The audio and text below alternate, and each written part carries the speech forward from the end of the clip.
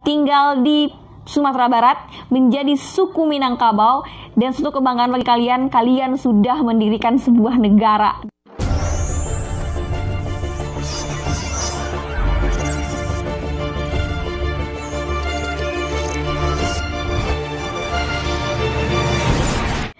Assalamualaikum warahmatullahi wabarakatuh. Kembali lagi bersama aku Riana.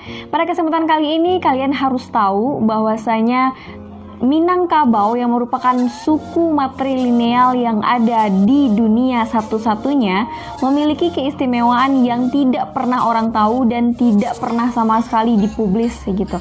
Dan pada kesempatan kali ini aku akan membahas tentang Minangkabau dengan segala keunikan-keunikan yang ada di Minangkabau. Dan sebelum kita masuk kepada videonya, jangan lupa tekan tombol subscribe dan bunyikan juga notifikasinya agar kalian tahu kalau aku update video terbaru dan sebagai bentuk dukungan kalian juga kepada channel aku.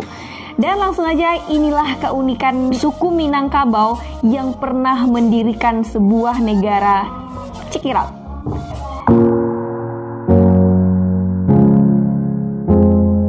Minangkabau merujuk pada entitas kultural dan juga geografis yang ditandai dalam penggunaan bahasa adat yang menganut sistem kekerabatan matrilineal. Nah, di dunia, satu-satunya suku yang mempunyai sistem kekerabatan matrilineal ini adalah suku Minangkabau, guys. Dan identitas agama Islam juga ada di suku Minangkabau. Nah, suku Minang hidup bermukim di daratan Sumatera Barat dan juga sebagian kecil di Provinsi Riau, Jambi, Bengkulu, Sumatera Utara, kemudian juga Aceh dan juga Negeri Sembilan di Malaysia. Orang Minangkabau adalah etnis yang unggul di Indonesia karena menonjol dalam bidang perniagaan, profesional, dan juga intelektual. Mereka menjadikan pewaris sah dari tradisi lama Kerajaan Melayu dan Sriwijaya yang gemar berniaga dan dinamis. Bener nggak sih? Bener banget. Nah, tidak heran jika hampir separuh dari kelompok etnis ini hidup sukses di tanah perantauan melalui perdagangan. Kalau dilihat-lihat sih emang bener, sebagian besar dari masyarakat Minangkabau dia merantau, guys. Ya, teman-teman aku aja yang udah tamat kuliah pada merantau. Awalnya aku kan pengen pergi juga, cuman karena ya izin orang tua lah ya. Aku juga anak sendiri perempuan, asik. Jadi nggak dibolehin keluar kayak gitu. Dan kalau anak rantau silahkan komen di bawah dan ceritakan pengalaman kalian. Berdasarkan Tambo Minangkabau, Tambo ini adalah sastra yang bercerita legenda lokal yang diwariskan secara turun-temurun. Sejarah suku Minangkabau ini berasal dari keturunan langsung Iskandar Zulkarnain. Kalian kenal nggak nih sama Iskandar Zulkarnain? Aku sih enggak. Kenal nama iya, cuman kalau kenal secara langsung bersalaman dan juga ya mungkin tidak ya. Dan meskipun kisah tersebut lebih kepada legenda fiktif dibandingkan dengan fakta ilmiah, namun kisahnya dapat dibandingkan Salalatus Salatin yang ditulis pada abad ke-16. Nah, apa sih Kak Salalatus Salatin ini? Yuk kita bahas. Salalatus Salatin ini merupakan karya sastra berupa manuskrip yang ditulis dalam abjad Jawa, bercerita tentang penurunan raja-raja dari kerajaan Melayu. Dalam salah satu bagian Salalatus Salatin ini diceritakan bagaimana masyarakat Minang saat itu menunjuk Sang Supurba dan salah seorang keturunan langsung Iskandar Zulkarnain untuk menjadi raja mereka. Dan sebagian dari pandangan antropologi, suku Minang adalah bagian dari Diotro Melayu yang melakukan migrasi dari daratan Cina Selatan ke Pulau Sumatera pada 2500 sampai 2000 tahun yang lalu.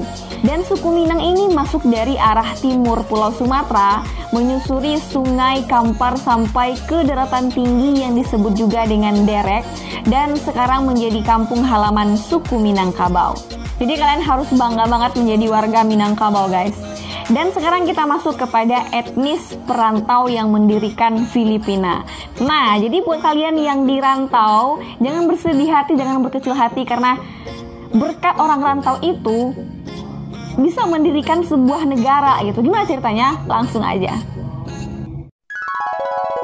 Seperti yang udah aku singgung sebelumnya, suku Minangkabau merupakan etnis yang gemar berniaga dan juga dinamis.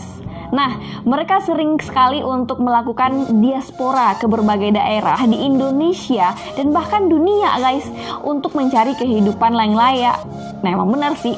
Dan suku Minang ini di luar negeri, Kuala Lumpur, Salemba, Singapura, di Mekah, di Jeddah, Melbourne, dan di Amerika juga ada. Bahkan di tiap-tiap negara itu mereka mengadakan sebuah perkumpulan orang Minang.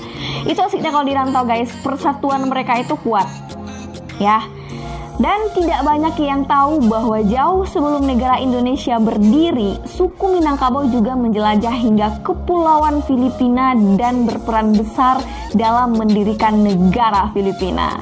Nah, jadi kalian harus berbangga banget nih tinggal di Sumatera Barat menjadi suku Minangkabau, dan suatu kebanggaan bagi kalian, kalian sudah mendirikan sebuah negara Filipina. Bangga banget gue. Ini masih banyak lagi, ini baru mendirikan sebuah negara ya. Mendirikan sebuah negara itu memerlukan sebuah perjuangan yang luar biasa, kalian tahu ya. Dan mendirikan sebuah negara itu juga harus memerlukan suatu konsisten yang sangat luar biasa sekali. Kalau tidak pemimpin yang luar biasa, maka negara ini tidak akan menjadi sebuah negara. Kalian tahulah intinya kayak gimana gitu ya. Sudah susah kali aku untuk mengungkapkan kalian gimana ceritanya. Saking senangnya aku sebagai orang Minang. Jujur aku baru tahu karena baru baca artikel ini ya. Aku tadi pas cari di kosan kalian, terus juga aku nemu orang Minang pendiri negara Filipina. Wow, itu sebuah ide yang cemerlang banget untuk aku berbagi info dengan kalian. Meskipun aku baru tahu info ini ya, mungkin aku ketinggalan zaman iya juga. Padahal info ini udah lama banget. Semoga kalian suka dan semoga ilmu kita bertambah juga. So buat kalian yang ingin request juga, ini belum closing. Oke, tunggu bentar lanjut. Dan bukan bualan juga, fakta ini telah teruji secara ilmiah dan bahkan sampai sekarang masih berdiri patung Raja Sulaiman yang berdarah Minang di salah satu sudut kota di negara Filipina. Nah, dalam disertasi Mukhtar Naim pada tahun 1974 yang berjudul Merantau Pola Migrasi Suku Minangkabau, diceritakan tentang perjalanan sebagian masyarakat Minang yang bermigrasi di Kepulauan Sulu.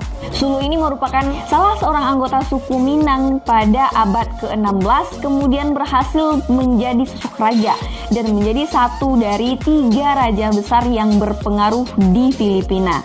Dan di abad ke-16 itu juga, Filipina diperintah oleh 3 raja besar. Yang pertama adalah Raja Sulaiman dari Minangkabau, yang kedua Raja Matanda, dan yang ketiga adalah Raja Lakundala. Dan Raja Sulaiman ini adalah seorang muslim yang berdarah Minang guys, yang memerintah di Tondo dan juga Manila. Dan bersama juga dengan Raja Matanda, Raja Sulaiman memerintah suku Tagalog di selatan Sungai Pesik di Manila. Dan sedangkan Raja Lakundala bertahta di wilayah bagian utara dari Filipina. Nah, 3 raja tersebut bersatu dalam sebuah kerajaan Manila. Dan sebelum Spanyol datang menjelajah negara Filipina ini, kerajaan ini berkembang pesat dan banyak banget menjalin kerjasama dengan kerajaan-kerajaan lain di pulau seberang. Dan selama masa pemerintahannya, Raja Sulaiman berhasil mengenalkan Islam kepada penduduk negara Filipina. Dan bahkan konon nama Filipina ini disebut berasal dari serapan kata fi amaniyah yang dalam bahasa Indonesia itu artinya adalah di bawah lindungan Allah. Subhanallah banget. Kok bisa gitu Raja Sulaiman berpikir untuk membuat sebuah negara? Yaudah lah ya. Tapi intinya orang Minang itu hebat banget. Ya, hebat banget kenapa? Udah berhasil mendirikan sebuah negara cuy. Nah, di sini mulailah kejayaan dari Raja Sulaiman tersebut dan Islam di Filipina sirna seiring dengan datangnya armada besar asal dari Spanyol yang datang ke wilayah tersebut. Diceritakan pasukan laut negeri Matador pimpinan Ferdinand Magellan ini sempat berontak dan bentrok dengan angkatan bersenjata pimpinan Sultan Sulaiman. Dan kala itu dikatakan bahwa Gusti Raja Sulaiman menguasai Pulau Seludung yang kini telah berganti nama menjadi Luzon. Jadi kalau kalian ke negara Filipina, kalian carilah itu Pulau Luzon ya. Itu namanya dulu adalah Pulau Seludung. Dan pulau itu adalah pulau yang dikuasai oleh Raja Sulaiman dahulunya yang berasal dari Minangkabau. Nah, Dalam perang yang terjadi pada 27 April 1521 itu, seorang pemuka Islam yang bernama Lapu-Lapu di wilayah setempat berhasil membunuh Ferdinand Magellan. Lapu-Lapu jangan dilawan, di hero Mobile Legends aja Lapu-Lapu itu hero yang top banget. Oh mungkin Mobile Legends itu terinspirasi dari pemuka Islam ini kali ya, namanya Lapu-Lapu. Ya, bisa jadi. Namun sayangnya, Raja Sulaiman menceritakan akibat dominasi kekuatan Spanyol yang begitu besar akhirnya sukses mengubah wajah Filipina. Dan walaupun kini penduduk Filipina bukan negara dengan penduduk Islam mayoritas, tetapi kita bisa melihat kebesaran umat Islam lewat bangunan Intramuros Sulawesi City yang dibangun oleh Raja Sulaiman. Dalam bahasa Latinnya, Intramuros itu berarti dinding, dan dinding yang dibangun pada abad ke-16 di atas lahan seluas 64 hektar ini merupakan cikal bakal kota Manila.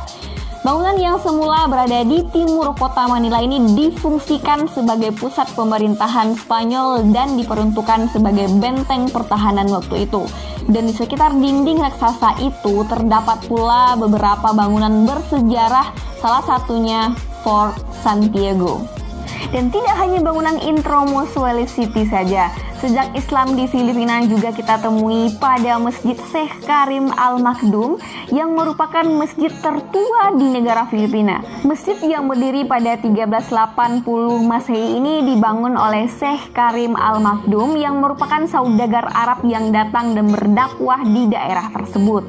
Dan masjid ini merupakan pusat penyebaran Islam pertama di tanah Filipina. Beberapa tiangnya yang asli masih tegak berdiri dan berada di dalam bangunan masjid tersebut. Pusat Arkeologi Nasional menobatkan situs ini sebagai warisan bersejarah, dan sedangkan oleh Museum Nasional Filipina, masjid ini dicatat sebagai kekayaan budaya berupa benda. Dan terakhir, jejak Islam di Filipina bisa kita temui di distrik Quiapo. Quiapo merupakan kota lama dan tempat permukiman Islam di Manila. Di daerah tersebut sudah banyak sekali berdiri gedung-gedung pencakar langit, kalah juga dengan kota-kota lain dan juga negara-negara lain di dunia ini. Disinilah tempat pusat transaksi ekonomi secara Islam berkembang. Kota ini menjadi salah satu pusat perdagangan bangsa Filipina saat itu. Dan uniknya, sistem transaksi yang digunakan sejak awal adalah sistem Islam. Sistem ini pun masih dipraktikkan oleh sebagian pedagang di kawasan tersebut sampai sekarang. Serta sebagai bentuk penghormatan atas jasa-jasa di masa lalu dan juga figur Raja Sulaiman diabadikan sebagai sebuah patung yang terletak di Rizal Park, Manila. Gimana?